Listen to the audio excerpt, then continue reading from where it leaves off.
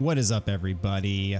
Welcome back to episode 2 of my Shadow of the Erdtree Elden Ring DLC walkthrough. We got a lot of ground to cover today, so where we're going to start is here at the main gate cross site of grace. So let us warp.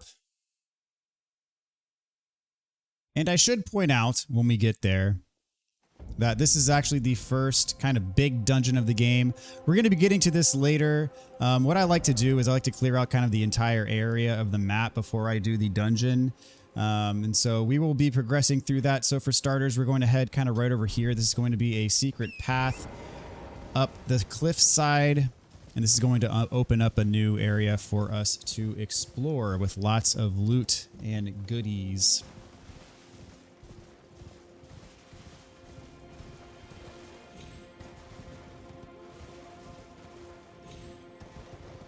We actually have another kind of ruin site to explore, similar to the first one that we did in the last episode. And there is a new talisman for us waiting there as well. You can attack these bats or not. They are... we kill them in one hit, but they can be kind of annoying. There's a bunch of them over here. I might as well fight them. Why not?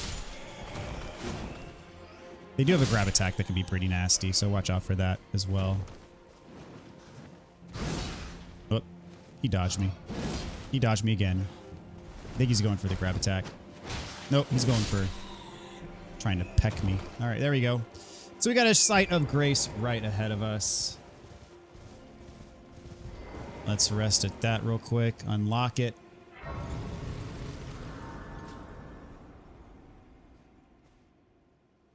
And you notice I got a bunch of runes on me. I'm not that concerned. At this level, it'll take a lot of runes to level up anyways. And I'm already at above the level I was when I first started the DLC in my first playthrough. I think it was level 150 in my first playthrough. I'm higher than that here. I will be doing some leveling up, but actually before we level up, we're going to be doing some upgrading and stuff like that. So first things first, we're going to head right over here. There's going to be some stuff that we want to grab, and then there's going to be some stuff down here. And then this is the next kind of ruin site that we're going to explore, so I'm just kind of marking my map here to guide us along the way. Then over here, there's something that we want to pick up as well. So we're just going to follow these waypoints, and you can fight these guys or not. There's going to be plenty of them later that we're going to get to fight, so I don't mind just running past these ones for the time being. And right here, we got another shimmering pot guy, so make sure you attack him before he goes away. If he does go away, if he gets away from you, all you got to do is quit and reload, and he'll come right back. So don't worry if you miss out on him. He's kind of like the crystal lizards in Dark Souls. You know how they disappear if you don't attack them quickly enough if you played Dark Souls. And take all these guys out because they're firing their projectiles at me and making my life more difficult than it should be. So anyway, all right. This guy too. And we'll go ahead and pick this up off the ground while we're at it. Got another one over here. And let us not forget the main attraction here. We got another Scadutree fragment from that pot guy that we just got rid of. And then right here we got a Ghost Glovewort 4, so don't miss that. So the next thing, this is super easy to miss. So what we're going to do is it's going to drop down here. And take care of this guy so it doesn't get in our way. And the sun is setting. I kind of wish it was not nighttime right now, because it's going to be harder to see. So on this cliffside, I hear footsteps. We're going to go ahead and go down. On this cliffside, there's a little jar. And if you shoot the jar with an arrow or any projectile, really, what happens is there's a bell bearing inside. Now, this bell bearing is nothing special. Really, all it does is it gives us the ability to turn it into the maidens at Round Table Hold, and then we can purchase from them strings. So nothing super important, but it's there, so we're going to get it. So see it right in front of us. We're going to shoot it down with an arrow and then drop down. There's some crafting materials down here as well. Some sanguine amaryllis that's used for certain crafting recipes. Take this guy out.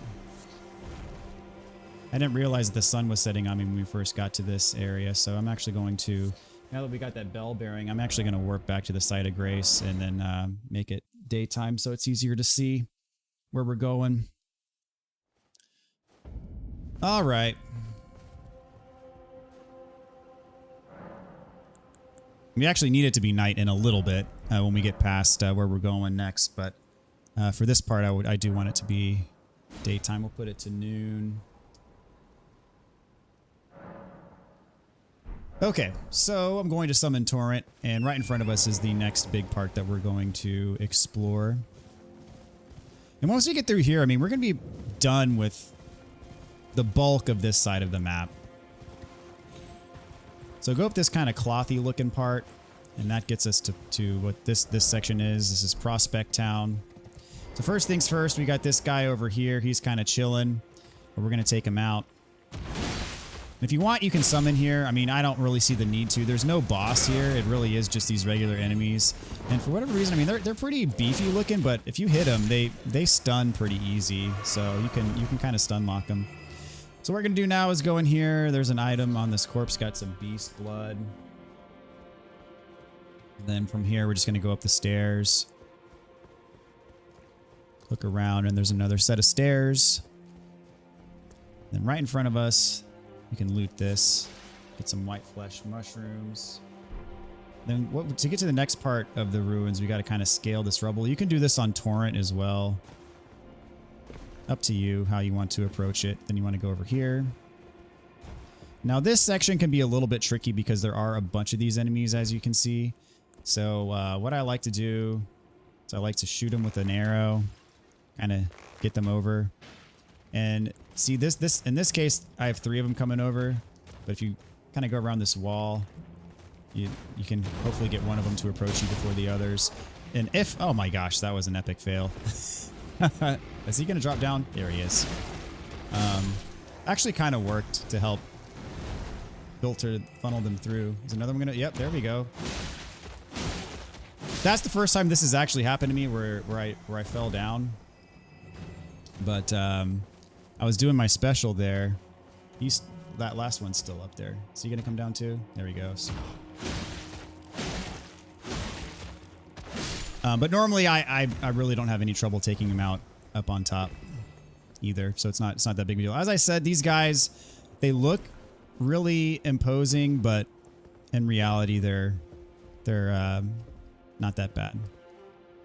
They do hit hard, but they're easy to stun lock. So I'm gonna get these to come over. Hopefully I don't flip over the edge again. So just so you, I've got 2 of these, and at the 2 of them at the same time. So it's really not that bad. So finally, that one dropped his weapon, the Blood Fiend's arm. It's actually a pretty cool weapon. I believe it does a lot of bleed damage. You do need arcane to equip it, though. I don't have enough arcane to equip it. All right. So we got the Sanguine Amaryllis there. We got more. So what we want to do now is back here on these stairs, there's a smithing stone that we want to pick up. Now we're going to go up all the way.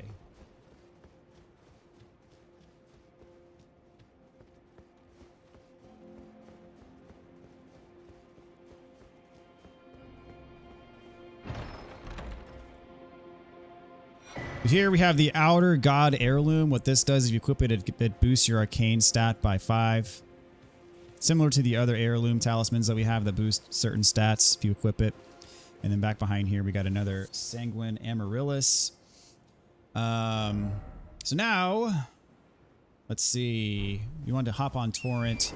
We're going to go to that 5th waypoint that we have here. Kind of over near where that little pond was. You can hop down here. Shouldn't take much fall damage, if any at all. So over here, we're gonna get another Spirit Ash upgrade. Very useful. Got some turtles in here. Don't hurt the turtles. All right, revered spirit ash. So what we want to do is we actually want to warp back here to the site of grace, and we need to make it nighttime. Now we need to make it nighttime because there's another larval tier that we need to pick up.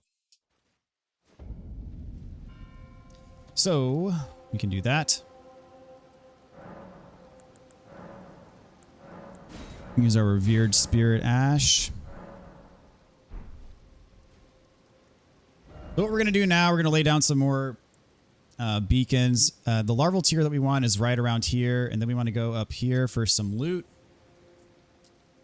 And then over here is going to be a cookbook. Up here is another painting, and then here is another talisman. So that's going to be our path. I don't know why this got number 5 and why this one got number 4, but anyway, it does not really matter. Did I warp? I did not warp it to nighttime. My bad.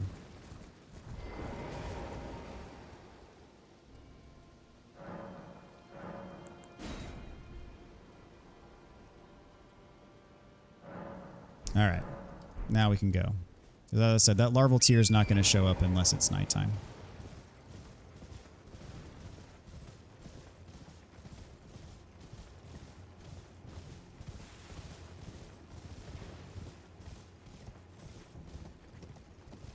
If you remember the NPC that we talked outside of that first big dungeon that I showed you, he's out here. He said that he is a friend of the forager broods. And so I'm going to show you something that's very important.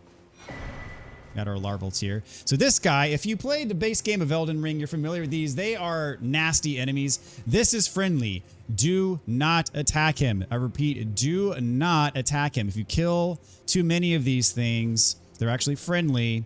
You're going to ruin Moore's questline. He's going to invade you, and that's going to be the end of his questline, and you're going to miss out on some stuff. So, namely some cookbooks. So he gives you the Forager Brood Cookbook 2 and some Black Fireflies. So let us check that out. We got a bunch of new stuff here. So the Forager Brood Cookbook 2 allows us to craft fireproof pickled liver. That's for extra fire defense. I'm just kind of marking off the new items that I got here. So again, if you attack him, you can't get the Forager Brood Cookbook. And if you attack too many of them, Moore is going to get mad at you and you will ruin his questline. He'll invade you and you'll be locked out of the other cookbooks at the same time. So anyway, drop down here. This is near the second beacon where I put down. I'm kind of being a little bit sloppy here, but as I said, these guys aren't that bad, so not that big of a deal.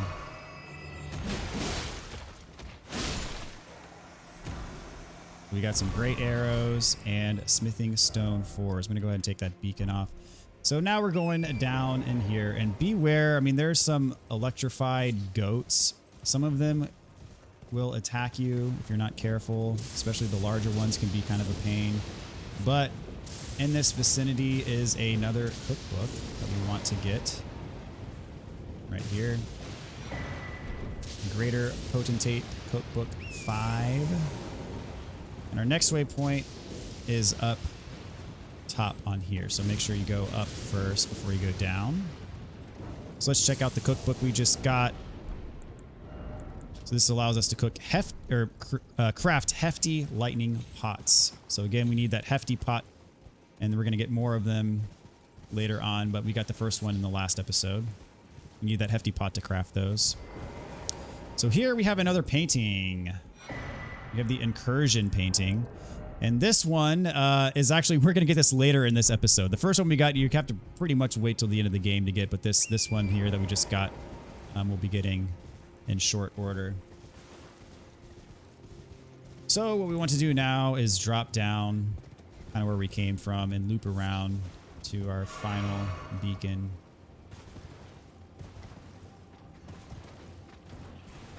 Just going to ignore these rats.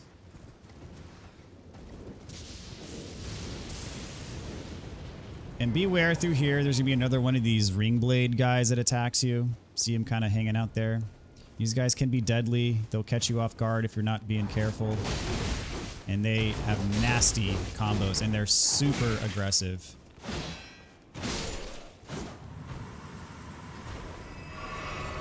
Drop anything for us? No. They can drop their armor, their mask, I think their weapons as well, but it's all random. All right, so drop down here. We have ourselves a church. Unfortunately, this one does not have Scadutree fragment, but it has a talisman. The Blessed Dew talisman, you equip that, it's going to, I believe it's a FP, I should say, region effect. And right here, you have the Oath Seeker Knight set, and along with a Pata weapon.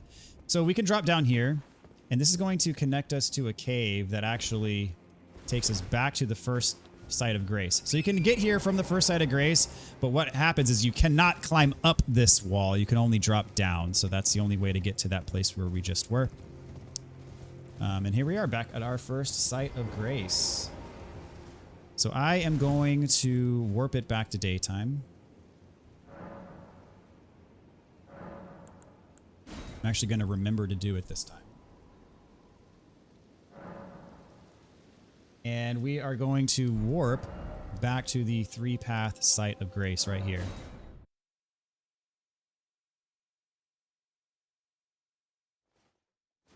And these NPCs still here, but I don't think they really have, yeah, they don't have anything new to say to us. I urge you, as long as you abide by his...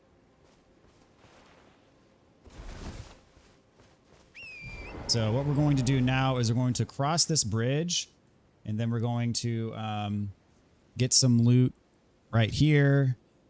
And then there's going to be a Scadutree fragment and a site of grace here. And then finally some more loot for us here. And then we're going to drop down kind of around here. And then there's going to be some more stuff for us like around here. So we're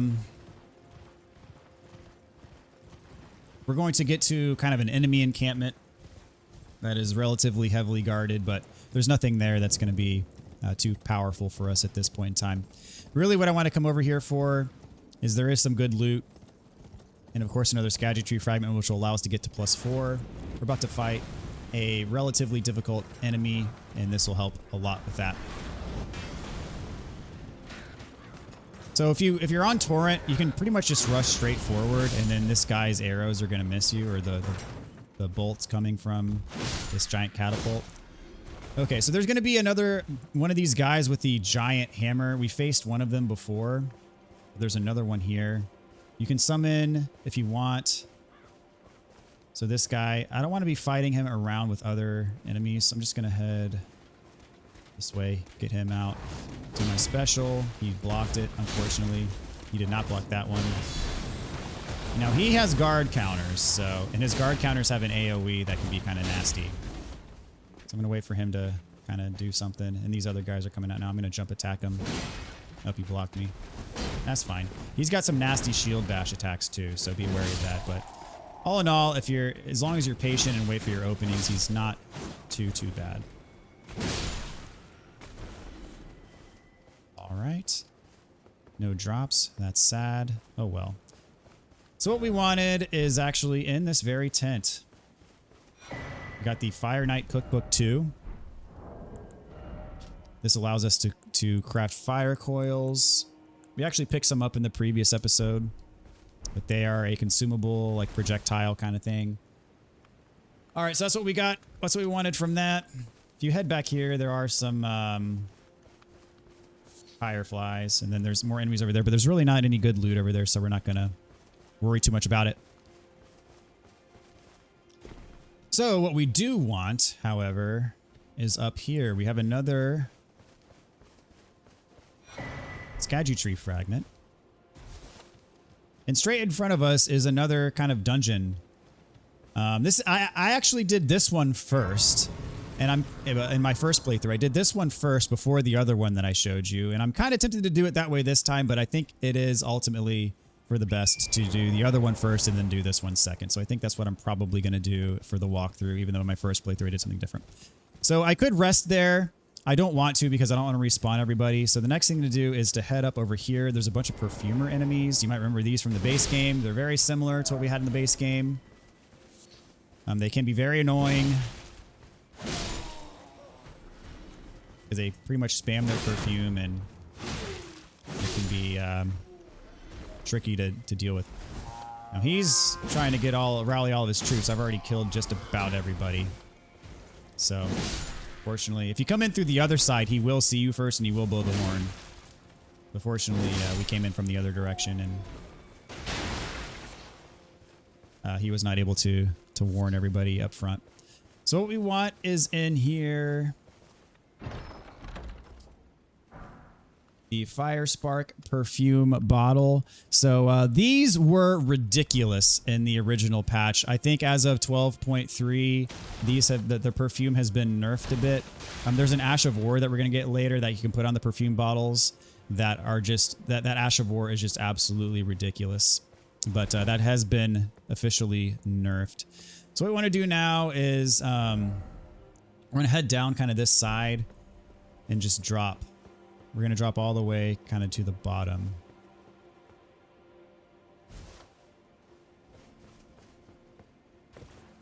There's going to be 3 soldiers down here, and if you're not careful, they can all gang up on you and cause problems, so just be careful. I'm going to go ahead and jump attack this one first. Take him out. So he's going to buff himself. So that guy, if he does his combo where he stomps, he's going to hit you overhead with his axe.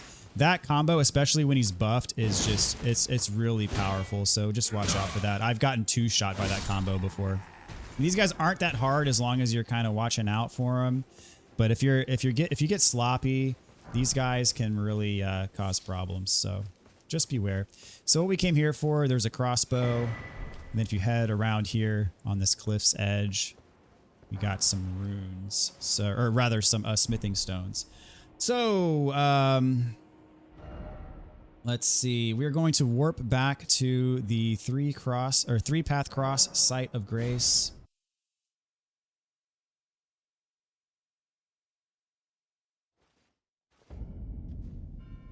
And what we're going to do now is if you hug this wall, there's an Ash of War kind of over here, and then there's a couple pickups that we want to do. There's some runes, and then here, around here is where the solution to that painting that we just picked up is. So as I said, we're gonna hug the wall, and then that'll kind of lead us where we're going next.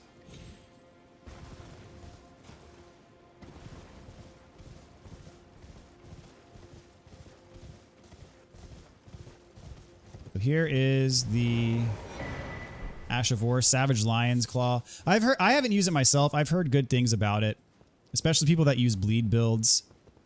You can use it to build up bleed really quick. So from here, gonna drop down.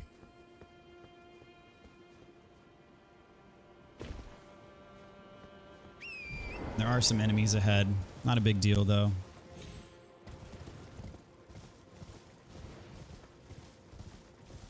I'll take them out just because they might try to get me.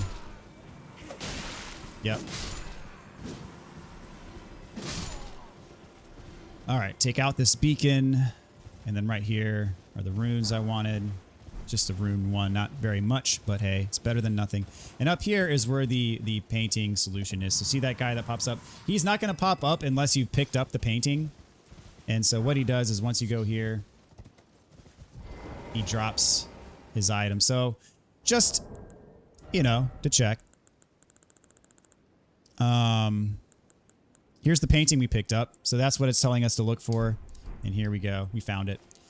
So what we have here is the Serpent Crest Shield. So I'm not going to be using that. It does have a decent fire defense stat, but yeah, it's all right. But I like the current shield that I have on for the stamina regen buff that it gives. So go around this pond. You see over there, that's actually a dragon boss that we're going to be fighting later. We just don't want him to aggro. So we're going to go around here. And then if you hug, I want to pull my map, but it won't let me. But if you hug the outer rim of that lake and then go over here, we're going to find another site of grace.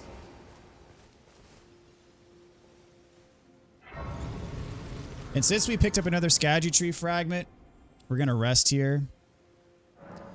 And now we can get up to level 4, which level 4 is pretty significant. At level 4 on the current patch, we're going to be doing basically 30% extra damage. If you're still on the original patch, if you haven't updated to the newest patch, you're going to be doing 20% extra damage instead of 30. So what we want to do is we want to make it night because there's another larval tier. So we're going to pass the time until nightfall.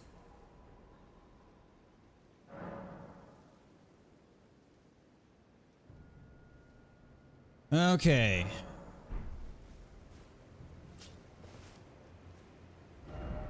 And so what we're going to do is the larval tiers right here, and then there's another cookbook down here that we want to pick up.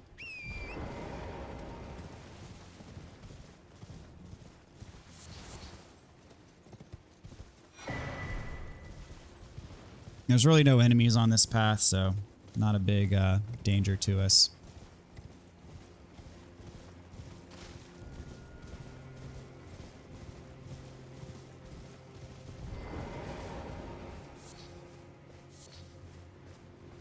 So right in this little shack, you get a furnace, a visage. There's 2 of them. And we get the Greater Potentate Cookbook 2, which is actually very important. This particular cookbook allows us to make hefty furnace pots. These are going to come in handy later for sure. So you definitely want to get that. So for now, we're going to warp back here. And then what I want to do is we're about to fight a Ghostflame dragon, which is a new dragon type enemy in the DLC.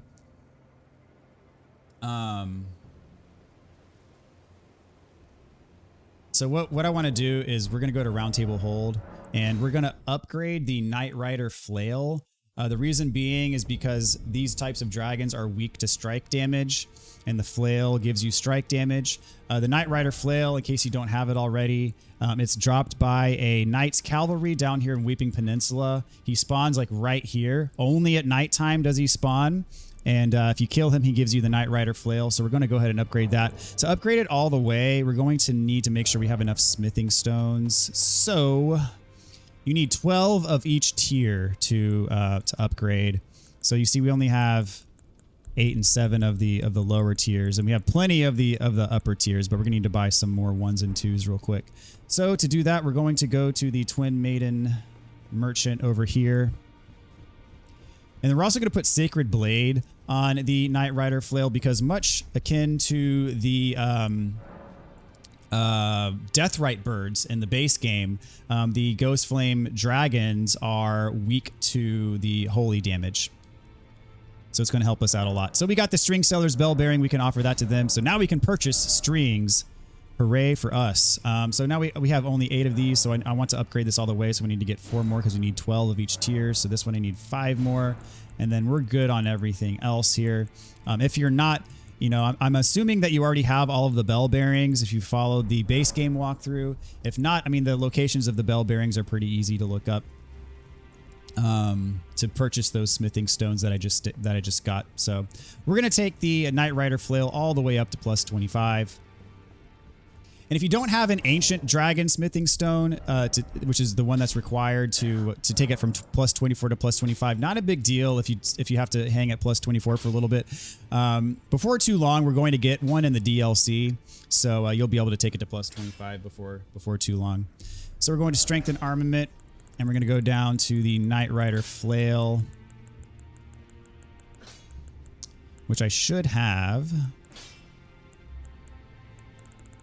I should clean up my inventory, but alas, I don't.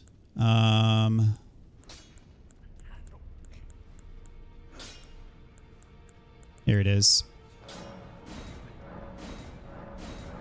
I'm going to take this all the way up. Which is why I've been hesitant to level up, because I knew that I was going to want to level stuff up. And if you don't have the runes required to do this, you can always pop a rune item. And if you don't have enough rune items, you can always just farm for souls at Mogwin's Palace, and everybody's favorite farming spot.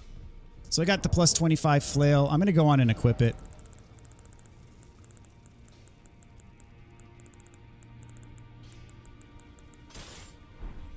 And then I need to put the Sacred Blade Ash of War on it.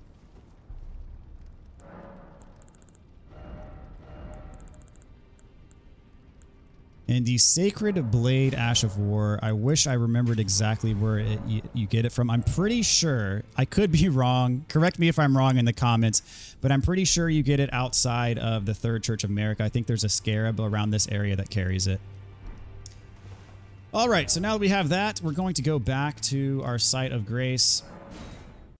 And before we mess with the dragon, we actually have one more quick thing to take care of as well. I'm gonna make it daytime also. And I might even be able to level up. No, I can't even level up. I need 203,000 runes to level up. So that's what I'm saying is you're walking around with hundreds of thousands of runes and it's not even enough for one level. It feels weird to be walking around with that many runes, but at the end of the day, it doesn't make that huge of a difference. I think for reference, in my first playthrough, I started the DLC at level 150 and I ended the DLC right around level 200. So here we have another ghost. Oh, how it hurts from very tip to toe. Ah, help me, I must ask, am I human still? Is that the reason I yet suffer so? All right, so we got a new enemy type here. Got these bugs.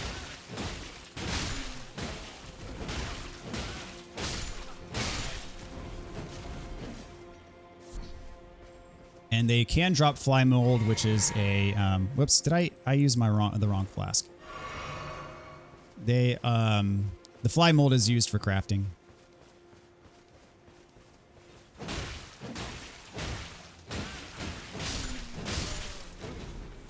I think I missed an item. I think there's something in one of these shacks. I think it's this first one. It's a broken rune, which is not worth very much, but hey. So this next set of bugs, they're going to be buffed by a mage up here. So kill the mage first.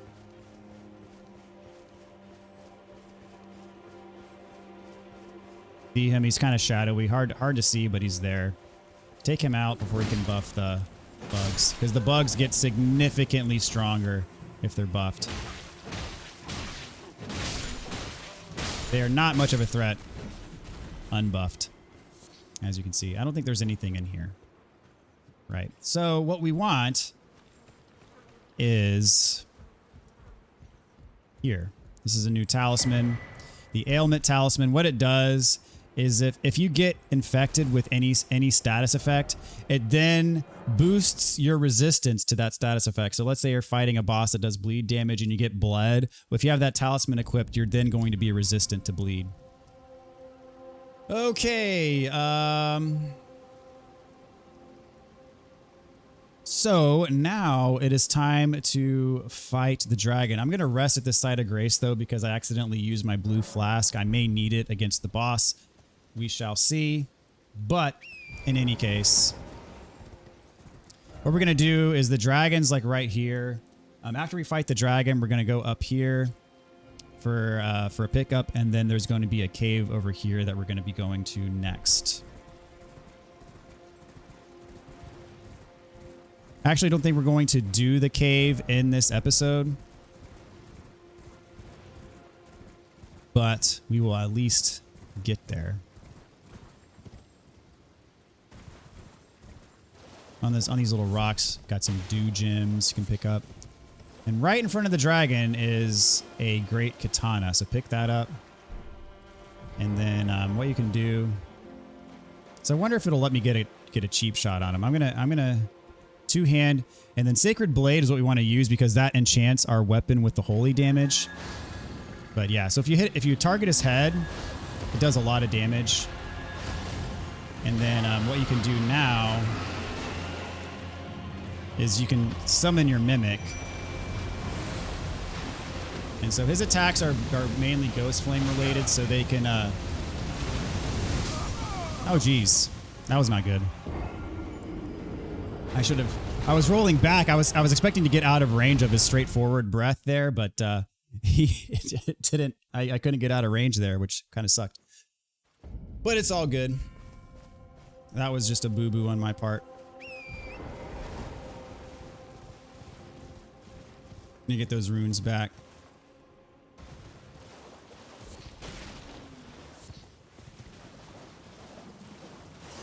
All right, so summon Mimic.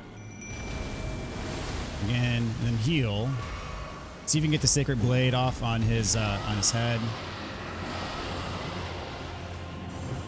Whoops. There we go. There we go. See if you get if it hits his head, it does a crazy amount of damage. That's a stomp attack. If you roll it just the right time, it's not going to hit you. And watch out. When he attacks with his wings, he usually does 2 hits in a row. And also, it's a good way of doing this is to get back on his hind legs and just kind of wail on him.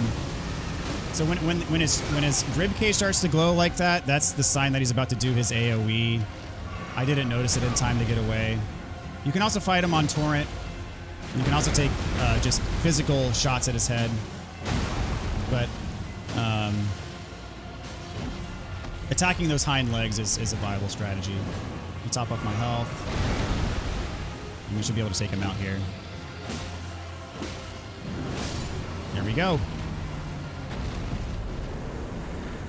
Yeah, if you stay underneath him, it's usually not that bad. He does have attacks where he stomps with his legs, and those legs can do the Ghostflame AoE. So watch out for that attack as well when he stomps his legs if you're going to hang out underneath him and wail on him. You can also ride around on Torrent and do big circles around him, and you'll avoid most of his damage that way. But yeah, I find using the Knight Rider flail it has the strike damage, which he's weak to strike damage, and then also enchanting your weapon with the Sacred Blade works very well, especially if you can hit the head with the projectile. That's honestly the best way of going about it. So right up here, we have some more of these death birds. I'm going to put my regular weapon back on, my Bloodhound's Fang. And these guys, they're not that bad individually, but if they gang up on you, they can really cause problems. And there are some of these that actually do Ghostflame damage, or they'll spit Ghostflame. So I'm just going to be extra careful taking these out, because the item that I want is right up there, but I don't want to get taken out before I get there. As I said, individually these things aren't that bad, but if you're not being careful, if you're not watching out, they can definitely cause problems. You see, I like to do a lot of jump attacks. Jump attacks are really good, especially because I have the talisman that enhances them. So you got the Gravebird armor.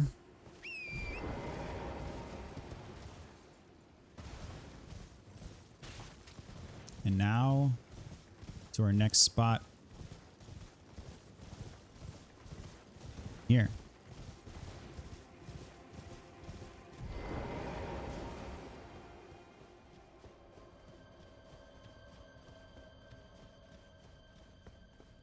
So what we're going to do is we're going to get the Site of Grace. As I said, we're not going to do this place just yet. We're going to save it for the next episode. Next episode, we're going to do some dungeon crawling, which will be good. And then I want to go back to Round Table Hold. Because since we got a Somber Ancient Dragon Smithing Stone from killing that dragon, I'm going to level up the Solitude Greatsword all the way up. Because that's the weapon that I'm going to be using a lot from here on out. Still going to use the Bloodhound's Fang, but the new Greatsword is actually really good.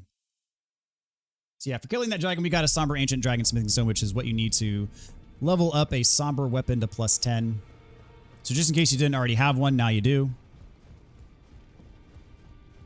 And if you should have all the bell bearings. If you don't already have Somber Smithing Stones in your inventory, you have every level. If you don't, you should be able to purchase them from the maidens in Round Table Hold. All right, so we are going to strengthen the Great Sword of Solitude all the way to +10.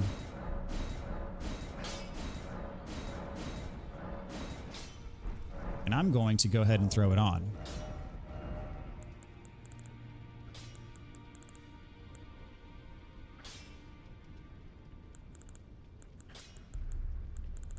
If I can find it. Here it is.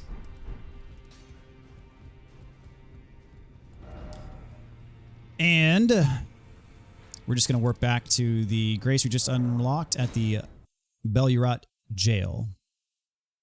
And as I said, we're going to be doing this area in the next episode.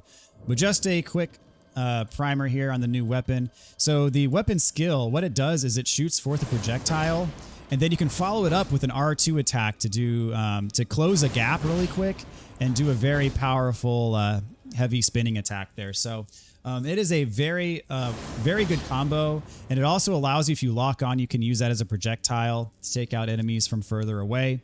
It works really well. I'm excited to use it a lot in this playthrough. I really enjoyed using it in my first playthrough. I know so far we've spent most of our runes on leveling up weapons. We are going to be doing some leveling up as well for our character. If I have enough, yeah, I do have enough to level up here. So I'm actually going to put some points into faith because I do want to get my faith to level 21 so I can use the blasphemous blade without having to use a rune arc or talisman. So I'm going to do that. If you don't want to upgrade your faith, let's just say if you're following my build and you can just use a rune arc to use Godric's Great Rune to get you the extra 5 points in faith to use the blasphemous blade, then by all means put your stats into something else. I'm just trying to do this so I don't have to use rune arcs. I'm trying not to use consumables too much in this playthrough because I want to show you guys that it is possible to do most of this without using consumables. Consumables will definitely help you, but the thing is I don't want you to feel like I'm relying on them to win, because it is possible if you're stuck on a boss and you're using a bunch of consumables that you'll run out. And if you run out, it can be very discouraging because you feel like you lose your edge when you're already losing a lot to a very difficult boss encounter. So by all means use them at your discretion to give yourself an advantage, but I won't be using very many consumables, and so in this case I'm probably not going to be using rune arcs as well to power up the great runes, but definitely a good idea to do so if you have them. It'll definitely give you an edge. Thing is they can run out, and I don't want you guys to feel like you have to be using them at all times in order to be able to be successful. So that's kind of my spiel for that. I'm just going to go ahead and level this up so I'll be able to use a blasphemous blade eventually. And blasphemous blade is very good. I use it a lot in my first playthrough. It's very good for dungeon crawling because you can get your HP back anytime you kill an enemy. So very nice. But anyways, so we're going to be picking right back up here next time, guys. And we're going to have ourselves a lot of fun. We're going to do this dungeon and maybe a couple other of the side dungeons before we go on into the main first dungeon, which we'll probably be doing in episode 4. So anyways, really been enjoying this so far. Hope you have been too. And we'll catch you guys in the next one. Take care, everybody.